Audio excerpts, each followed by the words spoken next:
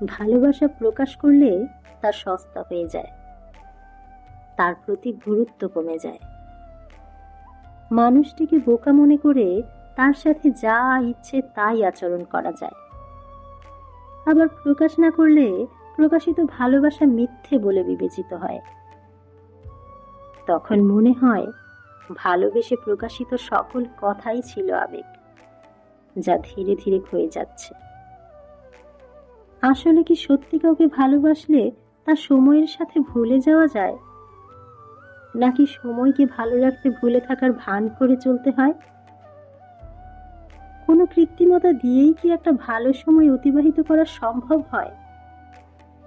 ভালোবেসে পরাজিত হয়ে যাওয়া ব্যক্তিটি দিন শেষে মনের সাথে যুদ্ধ করে বলতে বাধ্য হয়, ভালোবাসা বলতে আসলে কিছু নেই।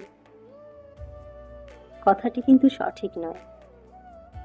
ভালোবাসা বলতে যদি কিছু নাই থাকতো, তবে কেন সে নিজে কাউকে ভালোবেসে চলছে? আসলে কাঙ্ক্ষিত ব্যক্তির নিকট ভালোবাসার মূল্যায়নটা সবার হয় না। তখন হয়তো হতাশ হয়েই বলতে বাধ্য হয়, ভালোবাসা বলতে কিছুই নেই।